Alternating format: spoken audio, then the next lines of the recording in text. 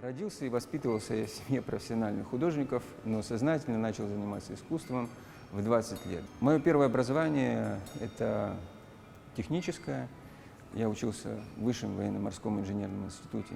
На середине обучения я понял, что мне естественнее и свойственнее заниматься изобразительным искусством. И вот с этого момента я начал практику работы с материалом на холсте. И в какой-то момент я понял, что мне ценнее, интереснее работать с моими ощущениями, нежели с миром, который я вижу, или даже миром, который я понимаю.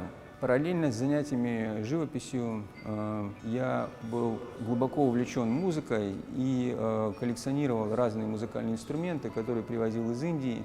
Я начал проводить эксперименты не только с акустическими музыкальными инструментами своей коллекции, а также и с электронными устройствами. Я начал препарировать буквально все, что мне попадалось под руку. В определенный момент мне стало интересно попробовать переложить взаимодействие с инструментом на, скажем, робота.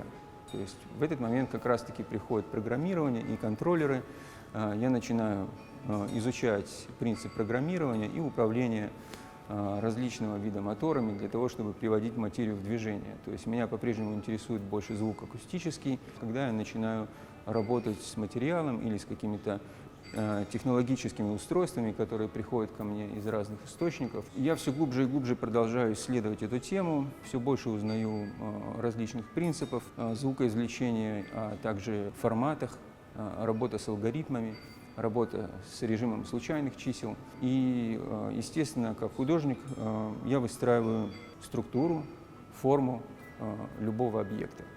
Для меня это неотъемлемая часть работы. Выставка в галерее «Триумф. Две точки на гладкой черной поверхности» – это удивительное событие, где объединилась и живопись, и звуковое искусство.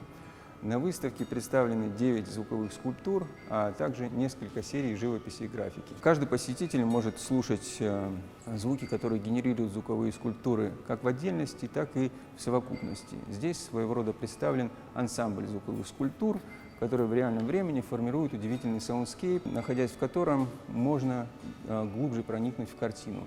И в то же время, наблюдая картину, исследуя все детали, текстуры, фактуру, пластику, мы можем глубже прочувствовать звук. Таким образом, я не хочу сделать каких-либо разделений в этих двух видах искусства. На выставке представлено как несколько новых работ, также и несколько работ, которые были преобразованы под новый формат.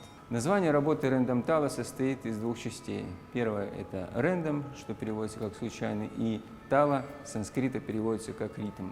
В случайном порядке производится ритмическая структура, которая управляет звучанием 12 струн в реальном времени.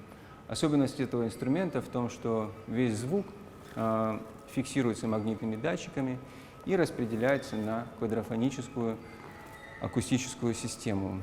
Таким образом, посетитель может находиться в пространстве, которое обволакивает его медитативным мелодическим облаком. Частью этой работы является элемент корабельного оборудования, корпус корабельной гиросферы. Пространственная звуковая инсталляция «Сад ускользающих соноров».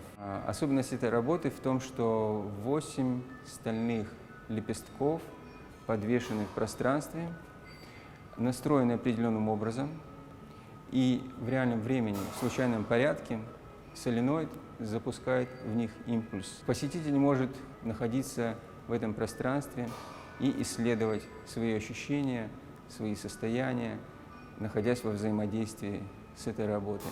В работе «Две точки на гладкой черной поверхности» звуковое полотно формируется за счет вращения диска размером 50 см в диаметре.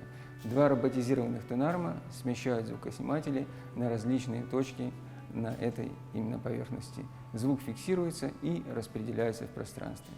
В своей практике работы со звуком я делаю акцент на звуках, которые едва уловимы. Для меня всегда был интересен этот материал, и при создании звуковых скульптур я стараюсь раскрыть акустические свойства различных материалов. Всем посетителям этой выставки открывается удивительная возможность побыть сопереживающими или, может быть, получить свой уникальный опыт, находясь во взаимодействии с каждой работой в отдельности, а также с совокупностью звуковых генераций, которые представлены на двух уровнях галереи. Таким образом, я предлагаю побыть в созерцательном, медитативном формате, посещая выставку «Две точки на гладкой черной поверхности».